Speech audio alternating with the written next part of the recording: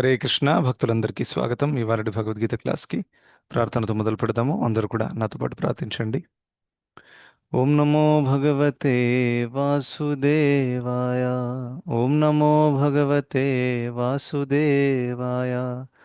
ఓం నమో భగవతే వాసుదేవాయ. ఓం అజ్ఞానతిమిరాంధస్య జ్ఞానాంజనశలాకయా చక్షురున్మిళితం येन తస్మై శ్రీగురవే నమః. నమో విష్ణుపాదాయ కృష్ణప్రేష్ఠాయ భూతలే శ్రీమతే భక్తివేదాంత స్వామిన్నితి నామినే. నమస్తే సారస్వతే దేవే గౌరవాణి ప్రచారిణే निर्विशेषशून्यवादी पाश्चात्यदेशतारिणे. जय श्री कृष्ण चैतन्य प्रभु नित्यानंद श्री अद्वैत गदाधर श्रीवासादि गौरभक्तवृंद. हरे कृष्ण कृष्ण कृष्ण हरे हरे, हरे राम राम राम हरे हरे. హరే కృష్ణ భక్తులందరికీ స్వాగతం. ఇవాళ భగవద్గీత క్లాస్కి 15వ అధ్యాయము ఆల్రెడీ మనము 10వ శ్లోకము చర్చించాము. ఎక్కడైతే విమూఢానాను పశ్యంతి పశ్యంతి జ్ఞానచక్షుషః. సో ఏ విధంగా ఒక జీవాత్మ ఈ లోకంలో ఉండి అనేక రకమైనటువంటి శరీరాలు మారుతూ ఉంటుంది, రైట్? దాని యొక్క మనస్థితిని బట్టి ఇవన్నీ కూడా విమూఢానాను పశ్యంతి, విమూఢులు ఎవరైతే ఉన్నారో అటువంటి వాళ్ళు చూడలేకపోతారన్నమాట. వాళ్ళకి అర్థం కూడా కాదు. కానీ పశ్యంతి జ్ఞానచక్షుష.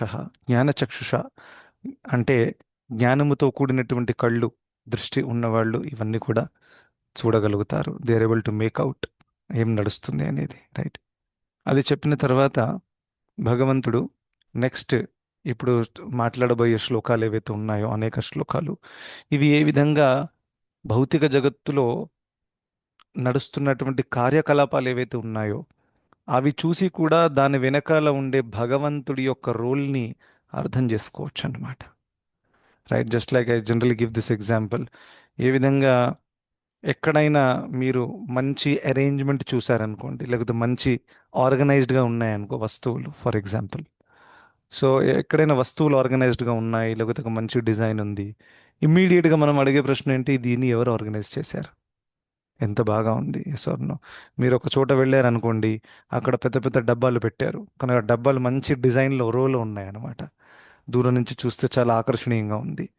సో డబ్బాలు ఆటోమేటిక్గా అయితే ఒక రోలో ఆకర్షణీయంగా రావు కదా.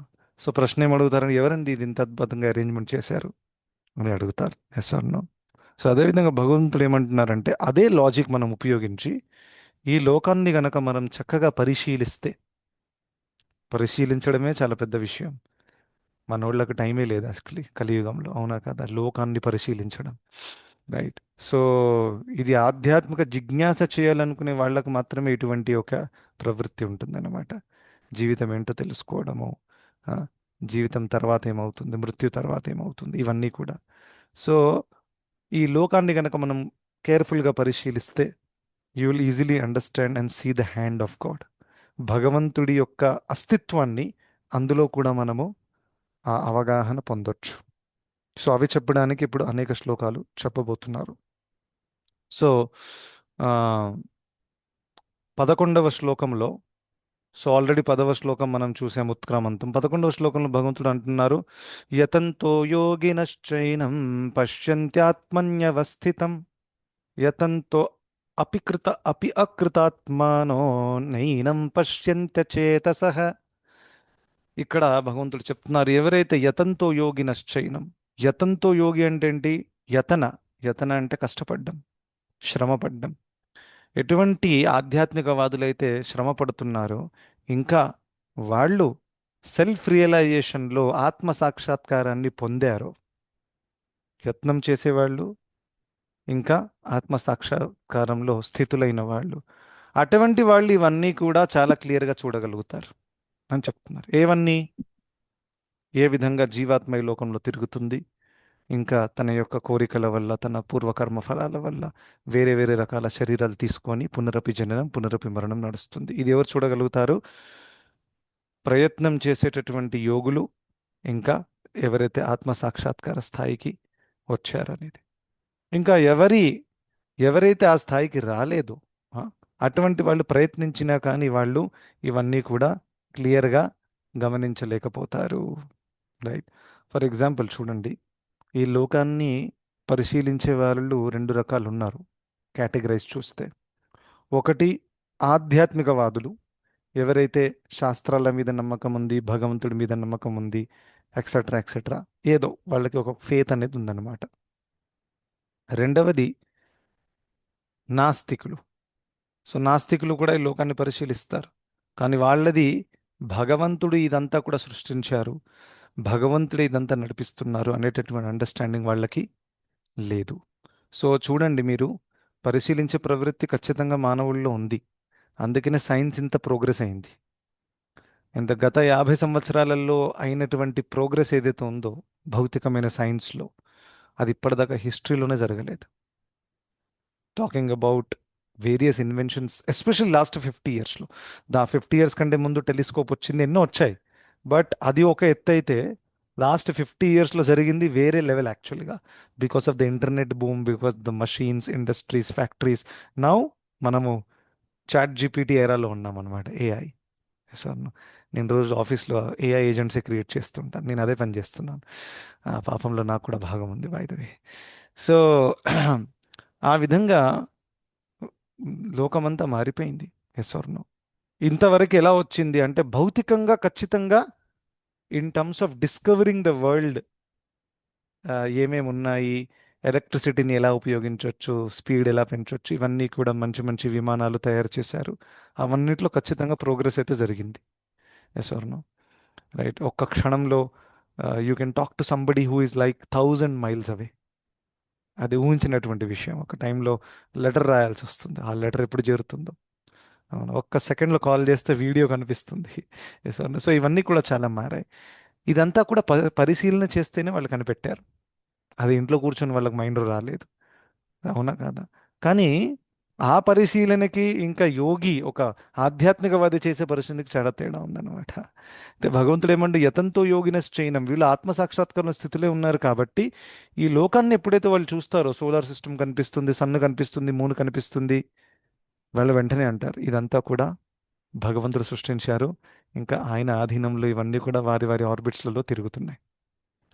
ఇదే విషయాన్ని ఒక భౌతికవాది, భగవంతుడి మీద నమ్మకం లేనటువంటి ఒక సైంటిస్టు, తను కూడా పరిశీలిస్తాడు. ఇప్పుడు నాసా కూడా పరిశీలిస్తుంది, ఎవరో ఎంతోమంది కానీ వాళ్ళు అంటారా, ఓ దీని వెనకాల భగవంతుడు ఉన్నారండి? అదే అంటున్నారు భగవంతుడు. మంచి ఎగ్జాంపుల్. అవును, అక్కడ భగవంతుడు ఏమంటున్నారు ఇక్కడ, వాళ్ళు ప్రయత్నిస్తారు కానీ అయినా కానీ వాళ్ళకు తెలియలేకపోతుంది, వాళ్ళు తెలుసుకోలేకపోతారు. ఇది వాళ్ళ గురించి మాట్లాడుతున్నారు. ఎందుకంటే ఎన్నో ఎన్నో సంవత్సరాల నుంచి ప్రయత్నిస్తున్నారు సైంటిస్టులు. ఏంటి, ఈ సృష్టి ఎక్కడి నుంచి వచ్చింది, ఈ సృష్టిలో ఏమేమి ఉన్నాయి, ఆ, దీని ఇది ఎక్కడి నుంచి వచ్చింది, మరి అది దొరుకుతుంది వాళ్ళకి, దాని తర్వాత అక్కడికి వెళ్తారు, మరి దీనికి సోర్స్ ఏంటి. ఈ విధంగా వాళ్ళంత ప్రయత్నం నడుస్తూనే ఉంది. బట్ అంత ప్రయత్నం చేసినప్పటికీ ఆ, అకృతాత్మానో, అకృతాత్మానం అంటే ఎవరైతే ఆత్మ సాక్షాత్కారము, ఆధ్యాత్మిక సాక్షాత్కారం పొందలేరో అటువంటి వాళ్ళు ఇవన్నీ కూడా ప్రయత్నం చేసినా కానీ వాళ్ళు దీన్ని ఏమన్నారు, నైనం పశ్యంతి, వాళ్ళు చూడలేకపోతారు. అటువంటి వాళ్ళ గురించి మాట్లాడుతున్నారు అనమాట. So one may become very intelligent, one may be a big scientist trying to analyse the world, analyse the solar system, analyse the human body and etcetera. ఇప్పుడు హ్యూమన్ బాడీని కూడా అనలైజ్ చేస్తారు, లోపల డైజెషన్ సిస్టమ్ ఉంది. కానీ ఎవరైనా అంటారా సైంటిస్టులు, ఆ డైజెషన్ సిస్టమ్ భగవంతుడు తయారు చేసి ఇచ్చారు, ఎంత కాంప్లెక్స్ సిస్టమ్.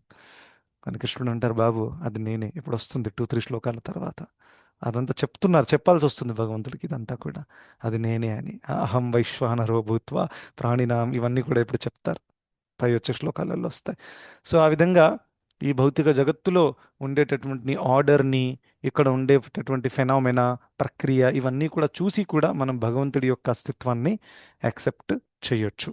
సో దానికోసం ఫస్ట్ ఉదాహరణ నెక్స్ట్ శ్లోకంలో ఇచ్చారు, 12వ శ్లోకంలో. యదాదిత్యగతం తేజో జగద్భాసయతేఖిలం యచ్చంద్రమసి యచ్చాగ్నౌ తత్తేజో విద్ధి మామకం.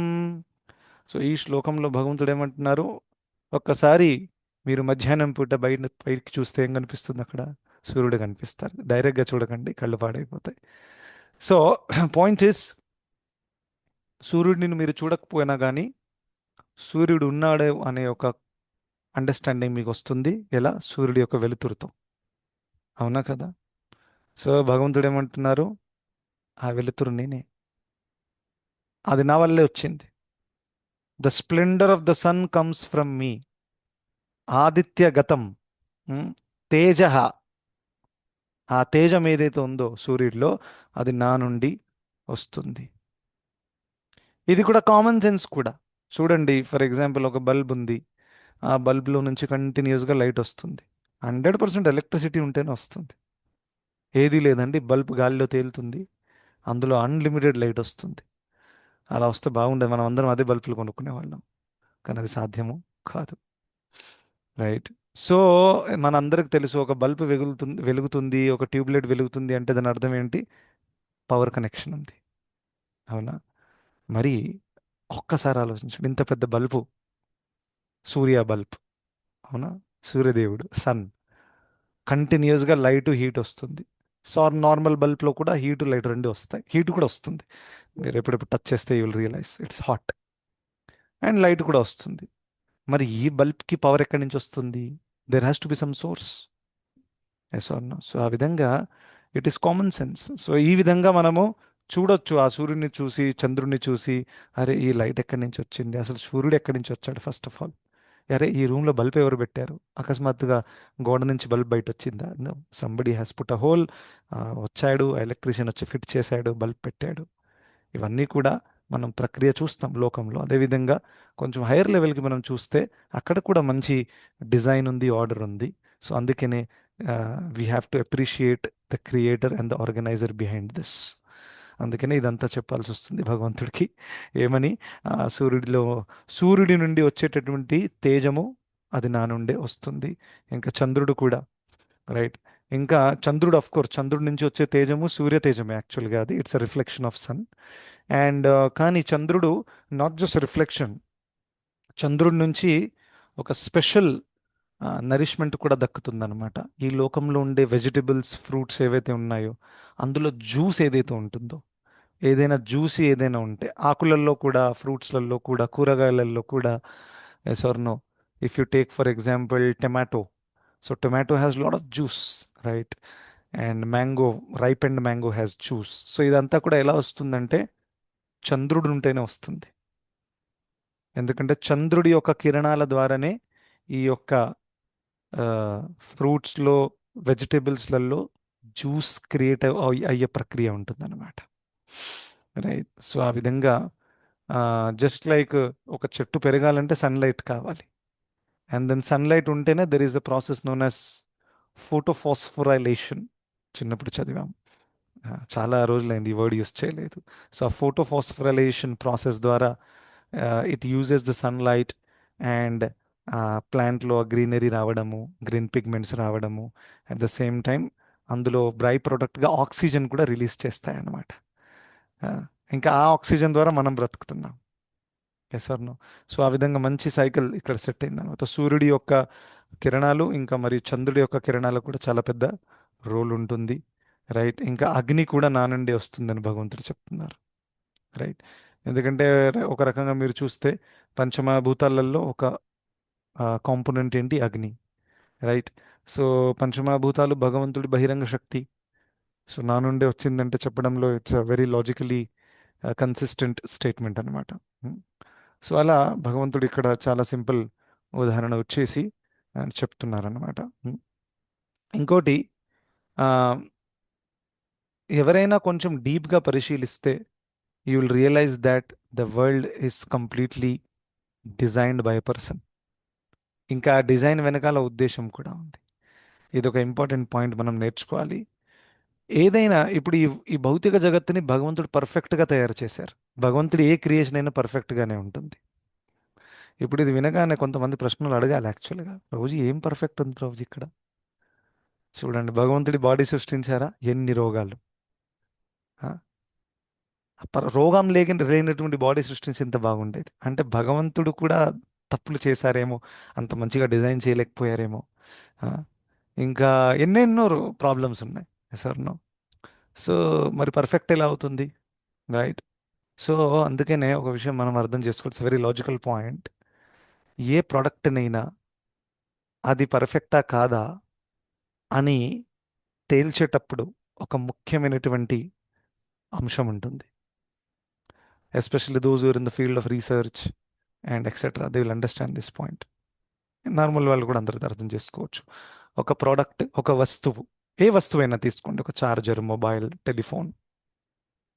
ఆ ప్రోడక్ట్ పర్ఫెక్టా కాదా, మంచిదా కాదా అని చెప్పడానికి ఒక ముఖ్యమైన అంశము మధ్యలో ఉండాలి. ఆ అంశం ఏంటో తెలుసా? ఆ ప్రోడక్ట్ ఉద్దేశం ఏంటి, అది ఎందుకు తయారు చేయబడింది, అది దృష్టిలో పెట్టుకునే you can tell whether it is good or not. Yes or no. ఇప్పుడు నేనేమనుకున్నానంటే, నేను నా ఫ్యామిలీతో పాటు ఇక్కడి నుంచి పూణేకి డ్రైవ్ చేసి వెళ్ళాలనుకున్నాను హాయిగా. అప్పుడు నాకు ట్రాక్టర్ ఇచ్చారు, ట్రాక్టర్లో వెళ్ళండి. ఇప్పుడు నన్ను అడిగారు అనుకోండి, ట్రాక్టర్ మంచిదా కాదా అంటే, అప్పుడు నేనేమంటాను? ట్రాక్టరా, పిచ్చెక్కిందని అంటాను. It's a very bad product అంటాను. అది బ్యాడ్ ఎందుకన్నాను? ఎందుకంటే నాకు ఎలా దాన్ని ఉపయోగించాలి అనేది నా ఉద్దేశం వేరు, ఆ ప్రోడక్ట్ తయారైన ఉద్దేశము వేరు. అది ఎందుకు తయారైంది? అదేదో హైవేలలో నడిపి లాంగ్ డ్రైవ్స్ కోసం కాదు ట్రాక్టర్. పొలాలలో నడపడానికి, మైన్స్లలో నడపడానికి తయారు చేశారు అది. అవునా కాదా?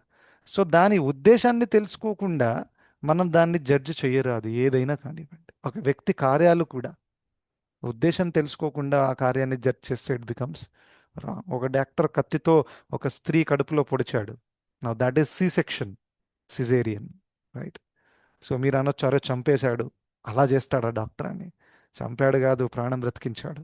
తల్లి ప్రాణం, ఇంకా శిశువు ప్రాణం, సిజేరియన్ చేసి. స్వర్ణం. సో అందుకనే ఈ లోకాన్ని మనం ఎప్పుడైతే అబ్జర్వ్ చేస్తామో, ఇది మంచిదా, ఈ డిజైన్ మంచిదా కాదా అని చెప్పడాని వెనకాల దాని ఉద్దేశం ఏంటనేది చూడాలి. ఈ లోకం తయారు చేసిందే దుఃఖాలే శాశ్వతం. ఆ లెక్క ప్రకారం డిజైన్ పర్ఫెక్ట్ అండి. ఇక్కడ ఎవడు కూడా ఎంత ప్రయత్నించినా ఆనందంగా ఉండలేడు. See such a perfect design Krishna makes. Yes or no? Jail is design to give suffering. Yes or no? So you cannot say jail is a bad place. Why? Because it is meant for that purpose only. ఏ జైల్లో ఎన్నో తప్పులు ఉన్నాయండి. జైల్లో washrooms సరిగ్గా లేవు, జైల్లో తిండి సరిగా పెట్టట్లేదు, జైల్లో ఎక్కువగా పడుకొని ఎవరు పొద్దున్న లేపుతున్నారు, జైల్లో ప్రైవసీ లేదు. ఏం ఎవరు డిజైన్ చేశారు అది అని అన్నారు అనుకోండి, అలా అనేవాడే మూర్ఖుడు. యాక్చువల్గా ఇది డిజైన్ చేసిందే అది ఇంపర్ఫెక్ట్గా ఉండడానికి. You see the point. అవునా కాదా? మీకు మంచి డిజైన్ కావాలంటే మీ సొంత ఇల్లు కట్టుకొని డిజైన్ చేసుకోండి, అది మీరు చేసుకోవచ్చు. కానీ జైల్లో అలా చేయరాదు. అది ఈ డిజైన్ చేసిందే అందులో ఉండేవాడికి ఉండేవాడి చేత తపస్సు చేయించడానికి. సో అందుకనే జైల్లో ఉండే డిజైన్ తప్పు అని చెప్పరాదు, ఎందుకంటే అది తయారు అయిందబడి దానికోసం. అదేవిధంగా ఈ లోకంలో ఏ ఇంపర్ఫెక్షన్స్ అయితే మనకు కనిపిస్తాయో, మనం అనొచ్చు, అరే భగవంతుడు తలుచుకుంటే ఈ మానవ శరీరము రోగరహితమైనటువంటి శరీరం చేసింది ఎంత బాగుండేది. ఎస్, చేయొచ్చు ఆయన. ఉంది, రోగరహితమైన శరీరం ఉంది, అది వదిలేసి వచ్చాము ఇక్కడ. మన ప్రాబ్లం అది. అది ఆధ్యాత్మిక జగత్తులో దొరుకుతుంది మనకు. దాన్ని ఆధ్యాత్మిక సచ్చిదానంద శరీరం అంటాం. మనందరికీ ఒక ఆధ్యాత్మిక శరీరం ఉంది. అవునా కాదా? కానీ ఇక్కడ ఉన్నది మన భౌతిక జగత్తులో. సో ఆ విధంగా Krishna has created this world in a perfect fashion. Everything is perfect here. Yes sir no? ఒక ఇద్దరు వ్యక్తులకు దగ్గరకు వస్తారనుకోండి, మంచి వాళ్ళ ప్రేమ అనురాగాలున్న హస్బెండ్ వైఫ్, లేకపోతే బ్రదర్ సిస్టర్, ఎటువంటి ప్రేమ అయినా కానివ్వండి. కానీ భగవంతుడు భౌతిక జగత్తు ఎలా తయారు చేశారు, వాళ్ళని శాశ్వతంగా ఉండనివ్వరు కలిసి. కాల ప్రభావంతో వాళ్ళని సెపరేట్ చేసేస్తారు. This is how Krishna's decide. So అది దుఃఖానికి దారితీస్తుంది. Yes or no? మనల్ని చాలా ప్రేమించే వాళ్ళు, ఆ, మనల్ని మంచిగా అర్థం చేసుకునే వాళ్ళు మనకు దూరం అయితే చాలా దుఃఖం కలుగుతుంది. This is how the world is decide. ఇలా పదే పదే దుఃఖాన్ని అనుభవిస్తేనే ఒక వ్యక్తి అతాతో బ్రహ్మ జిజ్ఞాస వరకు వస్తాడు.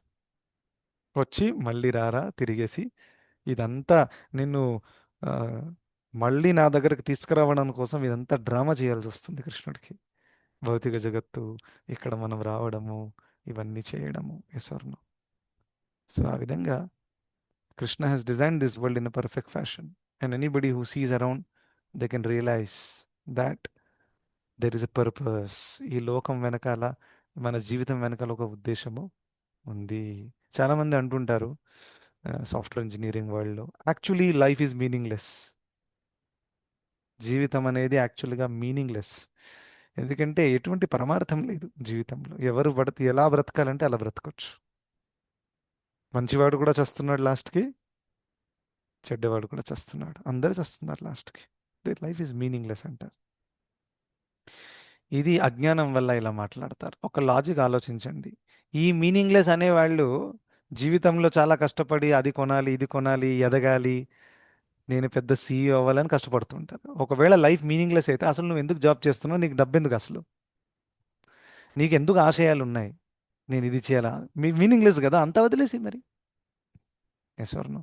మీనింగ్లెస్ అని అంటారు కానీ మీనింగ్ఫుల్ పనులు కూడా చేస్తూ ఉంటారు. అవునా కదా?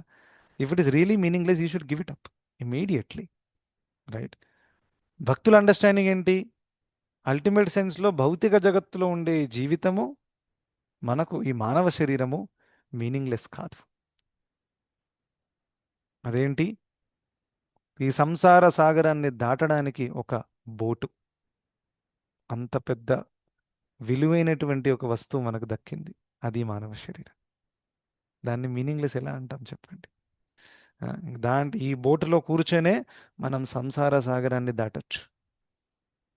రైట్? సో ఆ విధంగా for us it is perfectly meaningful, provided you know how I should use this.